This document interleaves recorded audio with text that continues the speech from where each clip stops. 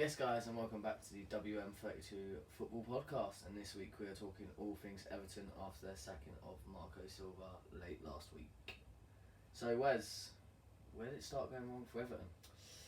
Where did it start going wrong for Everton? Very, very good question. I think it started going wrong for Everton second season under Koeman. Because, alright, Moyes went to Man United and whatnot. They got Roberto Martinez in, and it was a complete contrast in terms of style, philosophy, everything like that. With Everton, all of a sudden, Everton had gone from a team that were very, very direct, up and at you all the time, to a team that were very possession-based, liked to keep the ball, were playing out from the back, everything like this, or pretty much everything that they didn't do under Moyes. And then, second season under Martinez, or in Martinez's final season or whatnot, they lost their way a little bit. And felt that they needed to make a change. Koeman coming in first season, they were brilliant. I think they had a bit more of a mixture in terms of being dominant on the ball, but then also having a bit of steel within them. And then I think after that, it's just gone into a complete and utter mess for me with Everton. You know, player recruitment's been one of the big talking points. You know, I don't think Koeman was helped in his recruitment. Of course, losing a talisman like Lukaku was never ideal. But I think Koeman had this idea of, right, we've lost somebody that's going to get me bang on nailed on 25 goals a season. It's going to be very, very difficult to go and get somebody that's going to do that. So we're going to share the goals about a little bit. So you buy Davy Klaassen from Ajax, who, you know, the season before he came was a fantastic goal scoring midfielder. Yes, his supply line behind him weren't bad because he still had Frenkie de Jong and Donny van der Beek and Lasse Schöne and whatnot behind him. But making runs from deep, and I'd watched Klaassen a few times and I thought that was a really, really good signing. Sigurdsson coming in, we all know what Gylfi's about, goal scoring midfielder, can take a good set piece as well. Buying Rooney was an interesting one because you never really knew what Rooney was going to do. Was he going to play as a 10? Was he going to play as a central midfield player? Was he going to play as a striker? And I think actually that particular deal wasn't one that Koeman wanted. It was almost sprung upon him and went, right, you've got Wayne Rooney, go and deal with having Wayne Rooney in your team. You know, he brought in Sandro, which didn't work at all. But I do think in certain areas, you know, Pickford for 30 million, you know, England #1 goalkeeper now, do you know what I mean? So, and I think the longevity of that particular deal in terms of 30 million over his length of contract, I think, you know, Everton have pretty much got what they were looking for, because I think they needed a goalkeeper after, you know, Stecklenburg and things like that. Michael Keane at centre back, I really like Michael Keane. I know he's dividing a bit of opinion, but I really, really like Michael Keane. He's a good defender. Like, they have been known for having some pretty decent defenders at Everton. You look at the likes of Distan, Jagielka, Stones, obviously, as well. Yeah. As well as Keane. Defensive wise, they brought in quite well. Well, I think Keane was almost that player that was to replace John Stones, because they are similar types of defenders. He's not a Distan or a Jagielka, where first and foremost it's, you know, emergency defending type of centre back. So like I said, I like Michael Keane. I don't think though he's been helped, because I think if you have a Michael, you've got to have somebody who is a defender first and foremost. And I don't think that has helped Everton, because if I look at it, who's Keane had next to him, he's had Yerry Mina at times, he's had Kurt Zouma obviously last season, and I think their partnership at one point was ridiculously all over the place. Everton were shipping goals for fun, and you know, I was at the 6-2 at Goodison Park, and you just thought they were absolutely all over the place. And things like that. But I think Keane just needs that defensive sort of solidity next to him, because he's had it at Burnley with Ben Mee, who was his first and foremost a defender and a good organiser as well. Yeah. But then also saying that as well under Koeman they brought in Idrissa Gueye for 8 million, sold him for 30. So that was great business for me. Yeah, because very good I look at Idrissa Gueye and his positioning sometimes is horrendous. Like he gets pulled all over the place. He almost gets pulled more times than my calf muscles. It's ridiculous. Do you know what I mean? But yeah, I think the main thing really with Everton was their recruitment. It just hasn't been good enough really. Marco Silva come in and there was a massive splurge of money spent. Yeah. And yet hasn't worked at all. I think Luca Digne's been a fantastic buy for Everton. I think they've always been looking for a left back to replace Leighton Baines, and he seems to be the one that can do that. Andre Gomez, I know he's injured now, but last season was good for Everton, and then was getting attracted to other clubs in and around Europe, and things like that. I don't think Iwobi has really set the world alight as of yet. Moise Keane hasn't worked.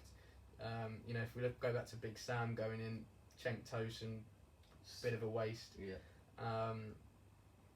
And things like that. So yeah, it's not been an ideal time for Everton over the last sort of 7-8 years. Yeah, and it goes down to their recruitment and being able to sell as well. Because I think up to not long ago, or even might still be on the books, Balassi was there, not doing anything. Yeah. But then you look at the other side, you had Richarlison come in, and set the world alight. There's been players that they've brought in, haven't hit the ground running, then they haven't been able to ship on because they've given rather a big wage or they pay too much for them. Yeah, and Balassi being a prime example of that. I think he come in for big money, and you thought, right, yeah, it's a decent move for him. Again, didn't really hit the ground running to begin with. Got back massive injury, doing his ACL and things like that, and then hasn't managed to get into the Everton fold ever since. Really, been shipped on loan a few times and things like that. Theo Walcott coming in again hasn't really done anything, but Theo Walcott is 30, still regarded as a young player. We still don't know his best position. No. Is he a wide player? Is he a centre forward? Again, we don't know. You mentioned Richarlison. Hit the ground running and then went very, very quiet. But I think Marco Silva was adamant to go and get him. Like that was his man. Spent big money on him, and sometimes you watch him and you go, what's the fuss? What's the hype about? And then other times you'll go, I can sort of see it. So it is that inconsistency, but then again, Richarlison is still quite young, so you're going to get those inconsistencies within his game. But also their sort of like talent identification hasn't been great either. It's like they had Richarlison, they knew they had him, they would play him on the left, and they would go, we're going to go after Zaha, or we're going to go after Iwobi, or we're going to go, and you go, yeah, they're good players to go after. You've already got someone who plays almost every week in that position, who is your big signing, and there's other roles in the squad that need addressing, like a centre forward. Yeah, they went and got Moise Keane, hasn't hit the ground running. Or they need a right winger, didn't really go out and get someone. So Iwobi's been playing out there. That's why he's looked not as good as what he did last season at Arsenal. They went and got Andre Gomez, but let Idrissa Gueye go, so they're missing a real CDM. Yeah, but I think squad depth in any squad is key, and it almost drives players to perform better. Because if, for example, if we're playing in the same position and in training, if you go, do you know what, I better pull my finger out here because I know if I'm not playing, he's playing. Yeah. So it should drive you on to be better.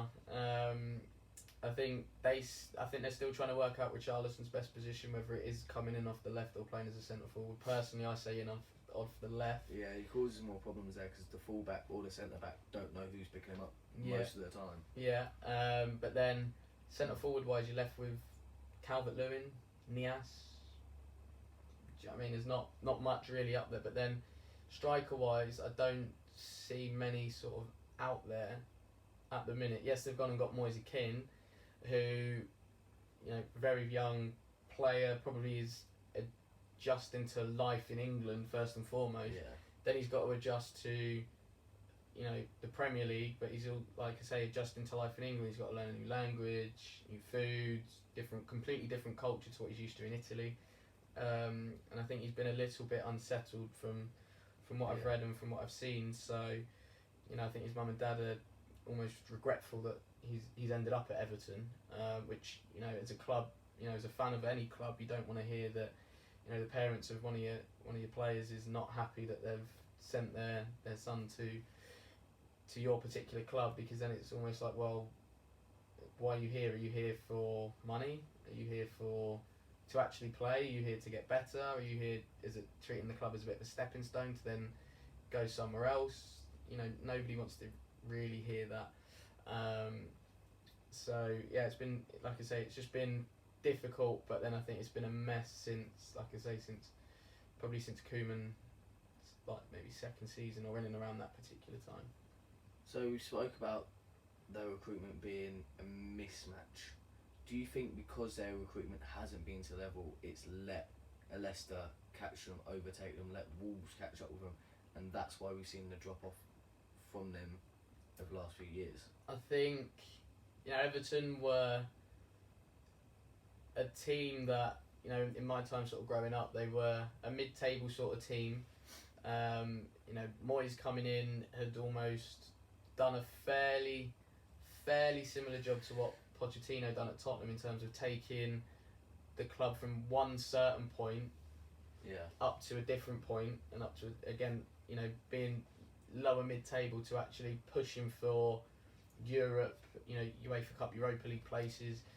And I think, Everton have lost their way as we've sort of broken down, but I think, the year Leicester won the league, we all know it's a bit of a freakish season, and I think that's what can attract players to Leicester, is the fact that actually not so long ago these guys were champions of England.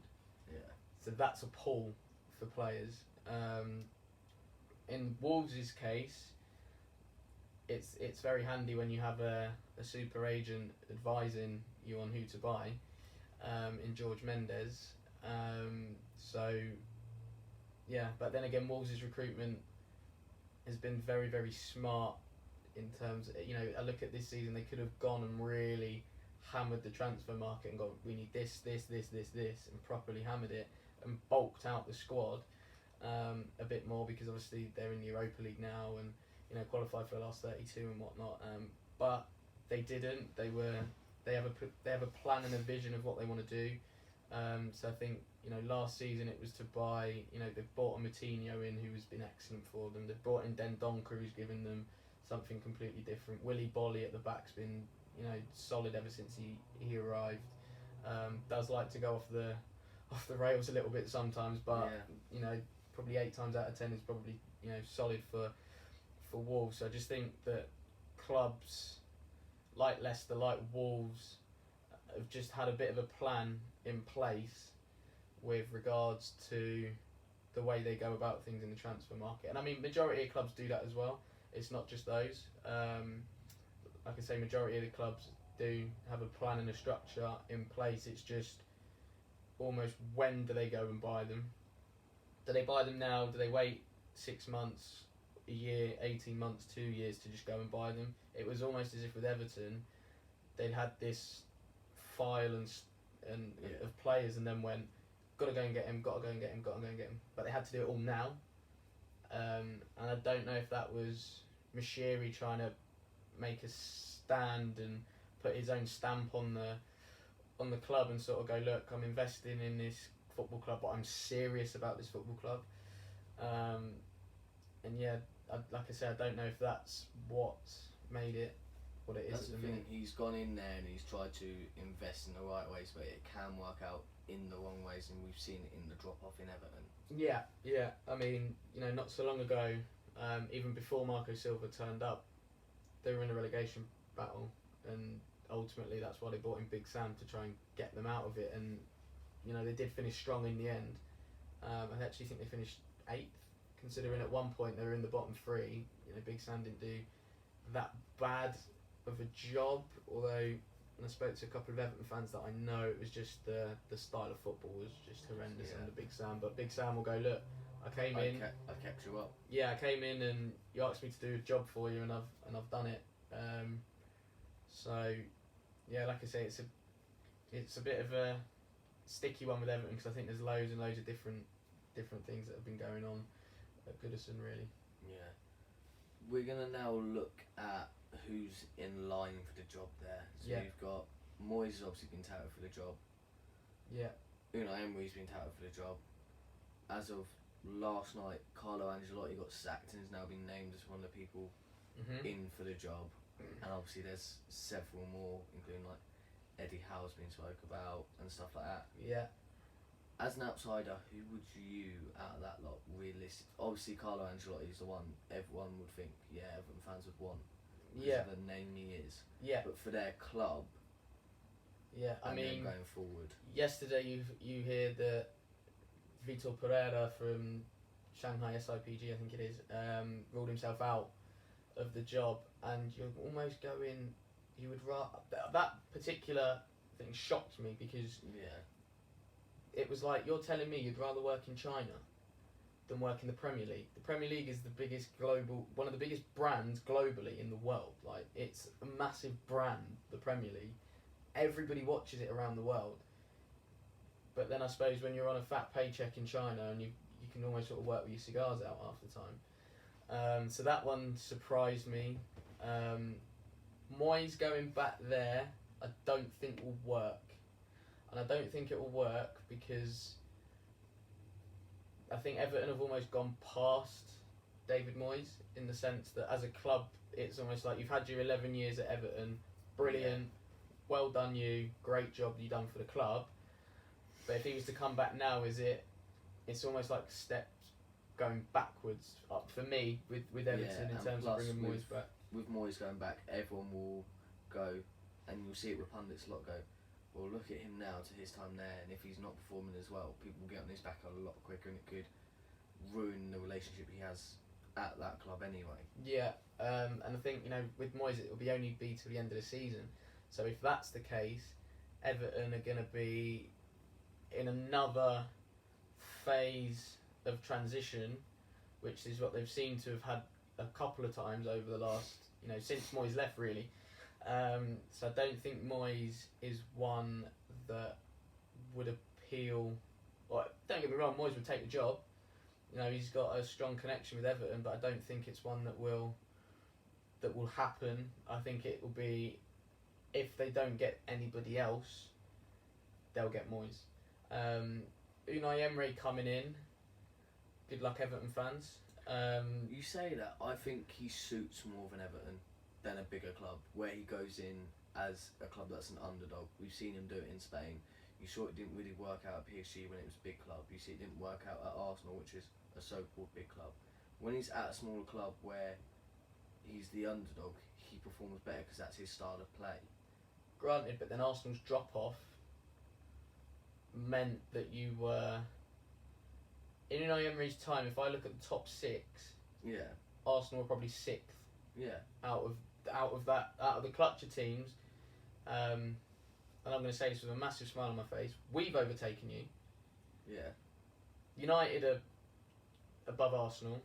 City have overtaken virtually near enough everybody. Chelsea are above Arsenal. Liverpool are above. So that leaves Arsenal as the sixth best out of the top six in terms of what is on the pitch. Off the pitch, you're a lot higher. But yeah, so there was still that underdog element with Arsenal, but I think he had to come in and change too much at Arsenal, and I think he tried to do it too quick. But yeah, I don't see that. I mean, if they go and get Carlo Ancelotti, that is the biggest coup, I think, for Everton Football Club. Because you are getting somebody that has been there, seen it, done it, got the T-shirt multiple times. He's won 19 trophies. And not bad as a player as well, by the way. Carlo Ancelotti. And let's face it, he backs his players like you saw. I know we spoke about it with the whole thing at Napoli after a draw. The owners wanted him to do a treat where they stay a week at the training ground And Carlo Ancelotti went, "You lot go home. I'll go and stay there overnight. And when he comes in, none of you are here. I'll go home as well." And you saw him. He backs his players, and he'll take that. And that's everyone goes, "Oh, Napoli weren't playing badly." They weren't playing badly, but it was the relationship that broke down with the owners because of how they tried to act with the players because of a few draws. So he clearly backs the players. He tries to keep the fans on the side, even though the fans seem to turn against him because he stood with the players. And when the players are happy, they're going to perform. Yeah, so, I mean, like I say, with Carlo, you know what you're going to get. It's almost that similarity with Tottenham and Mourinho in terms of Spurs fans, we know what we're going to get. Everton fans, you know what you're going to get with Ancelotti. You're going to get somebody, like I say, been there, done it. You know, Everton haven't won a trophy in my lifetime. The last time they won a trophy was 95. I was born in 95. I've not seen them win anything. Yeah, they've had a couple of, you know, FA Cup finals and, you know, a Champions League run and everything like that. But, yeah, I think, you know, if Moshiri was serious, he'd go and get Ancelotti now, and that would be a real statement of intent. And all of a sudden, I think there's a few clubs that will be looking over their shoulders going, we could be in trouble here if we don't sort our act out. Yeah. And I think United and Arsenal being two that are very, very vulnerable at the minute. Also, it stops Ancelotti going to Arsenal, which I'd be more than happy with. But yeah. Don't worry, there's a 12-man shortlist. It's going to be a couple of months before we get anyone. So, yeah, like I say, Ancelotti, real statement of intent. And he will come in and the players will want to play for him because they know what he's about and they know what he's done in the game. He will attract better players for Everton because it's all right going, yeah, we've got this training ground, we've got a new state-of-the-art stadium on the way on Bramley-Moore Dock, which looks fantastic, by the way. Although they might need to get someone for when Sissoko has a shot because it might end up in the river. Although saying that, he has bagged 2 in 2 home games. So you know, you've got that, and then all of a sudden you're preaching to a player. Right, we've got Carlo Ancelotti as our manager. You go, and hold on a minute, I quite fancy a bit of this. I quite, you know, working under. There's certain managers that players want to. When you hear their name, Yeah, and I think players will want to play for an Ancelotti, a Guardiola, a Mourinho, Pochettino to a certain degree. You know, there's like you even say to some players like, "Oh, there's a chance of going to Madrid," and they go, "Oh," and then you go, and it's Zinedine Zidane, and you go, "Yeah, oh." Yeah, I mean, you know, even Chelsea have got it at the minute with Frank Lampard. Yeah. All right, Chelsea as a club, you know, won things, blah blah blah, but also you've got Frank Lampard in charge. Rangers have got it with Steven Gerrard. It's like, yeah, well, Steven Gerrard's on the phone. It's probably why Defoe ended up on loan there. Yeah. Because Defoe's has come out and said that Gerrard's the best player he's ever played with. So all of a sudden, Gerrard's on the phone going, "Jermaine, do you fancy a trip up? You know, 18-month loan deal or whatever?" Like, yeah, of course, come on, let's go. You know, there's certain managers that players will go, "What?" You know, when the agent goes, "Oh, by the way, so and so wants to sign you," go, "What, me? Really? Yeah. Where am I going? Where am I signing?" Yeah. And I think that will the whole club, with, like Fergie, Wenger, even Redknapp to a certain extent as well. Like, you just heard the name, you're like, "Yeah, I'm going." Yeah, and I just think Everton need a lift. The whole club needs a lift, and I think they got it on Saturday, obviously with the result against Chelsea. Big Dunk with sweatbands and suit. Yeah, I mean, speaking of hair dryers, I wouldn't like to be on the end of one of his, that's for sure. And I wouldn't have liked to have played against him as a centre half as well, because he was a monster of a centre forward. Yeah. You know, Everton fans might just want him to take it because forget fan favourite, fan god, like idolised by nearly every single Everton fan that you know and that you speak to. They will mention Big Dunk, I'm sure, at some point in terms of one of their greats. And he loves the club as well. But then, are we going to fall into this trap of giving people Frank's jobs? Done it, because Solskjaer did it for all of about 6 months. Yeah. Like, just because you're a club legend doesn't make you a good manager. No, but is the sentiment of, oh yeah, give it to him because he understands the club, he knows the club. But actually, I think Big Dunk said in his interview, you know, he's a coach first and foremost, and he's just sort of helping the club out. But I mean, if you know, things start to go well for him over, say he does really, really well from now to the end of the season, you know, Everton might review it and go, well, actually, this is what he's done. Let's see what he can do. But for me, like I say, Ancelotti's the one.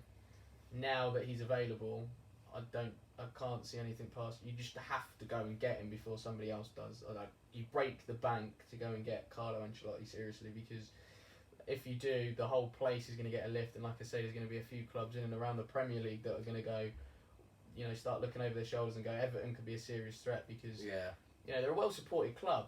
Their fans, when they get on side, are absolutely. I was listening to Eddie Hearn talk about when Tony Bellew had the fight there. Yeah. And he was walking out in tears because he heard the whole of the crowd going, and when he won the fight, the whole of the crowd going again. He was like, he's never seen anything like it. Yeah.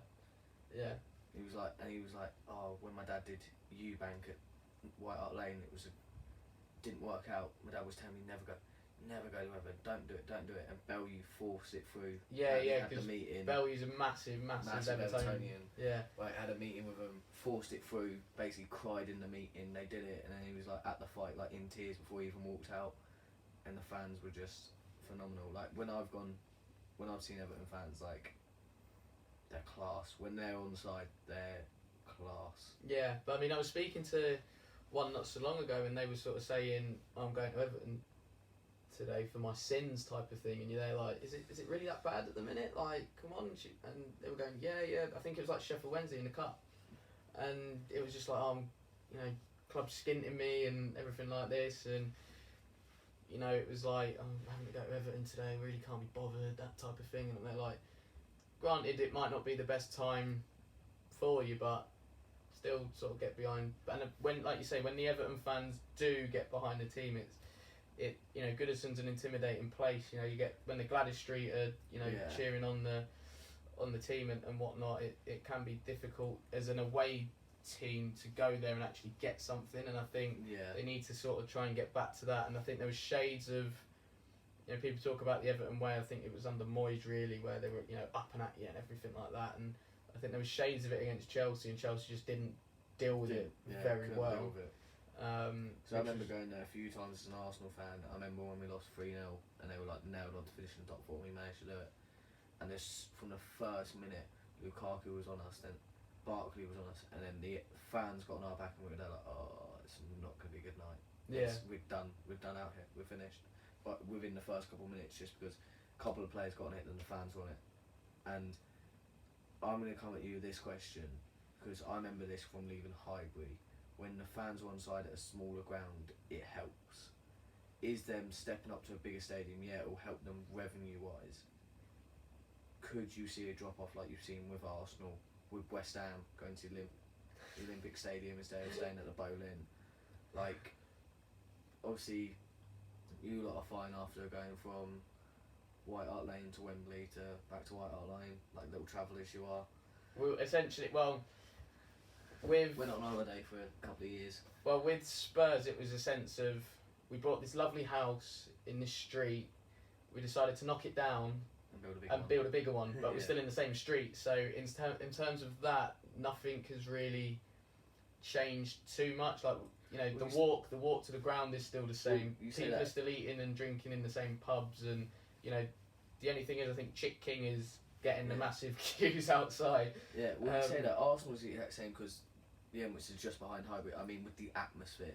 Yeah, but then again, like I think with Spurs, you are so close to the pitch. Yeah. And I think that helps as well. Like, whoever the architect was for Tottenham's new ground, give him a knighthood. Worked on Wembley and partially the Emirates. Yeah, but then Wembley, you're a little bit far away, so that didn't help. You're not too close. No, and I think having seen some pictures of Everton's ground, it doesn't look like the fans are too far away from the pitch. That will help massively. Honestly, it makes such a difference. You've seen it at, obviously, the London Stadium, what it's now called. Yeah, I think you're in a different postcode when you watch the game. Like, I was watching the game Monday night after I played football, and I was there going, well, like, what are the fans aren't even involved, they're nowhere near. I remember going to the Boleyn ground and being like, Jesus, it's tight. Yeah. It's tight. Like I remember players going, you're not sure if one of them's going to swing a punch for you because they're that close to you. Yeah. And like I say, at West Ham, you're almost in a different postcode when you're watching games. Take your binoculars if you ever go in there. Did you see that photo of the guy with binoculars? Because everyone was taking a mick obviously, and then that photo came out and everyone was like, oh. Yeah. But I don't think it helps that West Ham aren't in the greatest of form either. So the fans that go in are great. Here we go. Yeah. You know, there's a lot of stuff going on at West Ham in terms with the owners and everything like that, which I'm sure we'll talk about at one point. But yeah, like I say, with Everton's new ground, I think from what I've seen, the fans are quite close to the pitch, which helps the atmosphere massively. I don't know how players feel when they have to go, say, away in Europe and they've got running tracks around the pitches and stuff like that. I don't know if that would help them or whatnot, but I can only speak for Spurs, and actually the players feel the energy. I mean, after a couple of games in our new stadium, I think the Palace game being a prime example, I think it was a couple of them come out and said that they couldn't hear each other at some points in the game because the atmosphere was so like I remember loud. Like players talking about when you go to certain foreign places, like say the Nou Camp, they're like, yeah, you can't talk like this. Yeah. Like even if you're shouting, you can't hear anyone. Yeah. And if Everton, when they go to a new stadium, they could easily have an atmosphere like that with their fan base. Yeah, yeah. But it's what are the ticket prices going to be? Are they going to be playing well? What's the squad going to look like? Who's going to be in charge? If it starts going downhill, you can easily see them sliding like West Ham have gone. Yeah, but then if some of their recruitment has looked at sort of younger players or early 20s ish in terms of age profile, so that will mean that they have a nucleus of a squad to take them into that new stadium. So take the Pickford, Keane, Tom Davis, Calvert-Lewin as 4. That's the spine of Everton's team. Then you've got players that will probably still be there because of the price tag they paid from, like Iwobi, Young, Moise Keane, Young, Carlson, Young. Andre Gomez will probably still be there as well. So Luca Digne will probably still be there. Yeah. Mina Coleman might still be there. Will probably still be there. Well, Coleman's coming into his 30s now, so 31, 32. It all depends when that stadium is finally finished. But I think that's a massive thing for Everton, because you always went, well, they sell out every week, like home and away. Where does the money actually go? Until Moshiri come in, it was like almost, where's the money go? Because, like I say, you sell out every week, home and away, and even when they were in Europe, they still took great support, into Maribor away or something like that. Everton would always sort of sell out, so it's almost like, where does the money get that go? With a lot of the Scousers, because you see it especially at Liverpool. For them, it's almost like in Newcastle, where football is all you've got.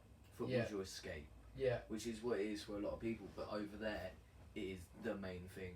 Yeah. Like you've seen them speak on like BBC and stuff like that. You go, we work hard every week to have money to go and watch our team at the weekend.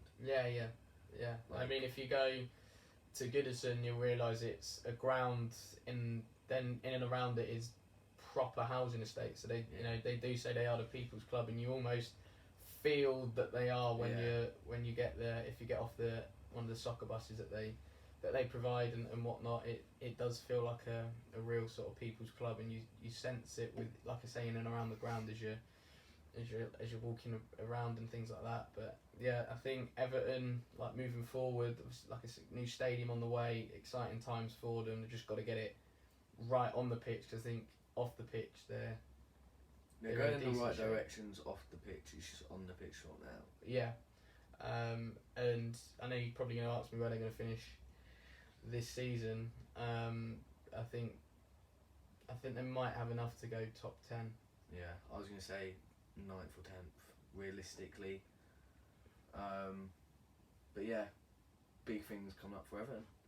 Let's hope so, because they are, like I said, they are a massive club, and I know they've not won anything for 25 years, but they're always a club that you're thinking, right, they can they can challenge. Push. Yeah, they're people are talking about challenging the top 6, best of the rest. Everton's usually one of the first names. We used to talk about when challenging for top 4 were Everton and Spurs. Yeah, and even Villa at one point. Yeah, Villa at one point. And you see, like, one's done it, one's dropped off, and one's just sort of gone, oh, well, we're here. What do we do? Like, where do we turn? And I think that's why the next appointment, managerial-wise, is so crucial, because, Ancelotti will take them, or will attract, attract players that will ultimately put them in a much, much better position to challenge the top 6 and break through and hopefully get into some European football. Emre, the jury's still out on him. I think just because of his time at Arsenal, that doesn't mean that he's done it at PSG where he had immense money there. But the reason I'm saying he might do well with the underdog thing is look at his time in Spain. Yeah, with Sevilla. Three Europa Leagues as an underdog side, always performed above their expectation level. Maybe that is the club he's more suited to. Yeah, but I think actually a couple of those Europa League wins, if I'm not mistaken, were from being a Champions League dropout. Yeah. So naturally, with that, you have a stronger squad anyway, because you've prepared for Champions League football, and all of a sudden you've dropped into the Europa League. So, you almost look at it and go, well, if there's a squad capable of winning it, then it's a squad that is the Europa League. It's a squad that has just dropped out of the Champions League, really, unless you have a massive club that I wouldn't say by freak, but just by having an off season, one season, end up in the Europa League. Or look at it, some big clubs have dropped in this year.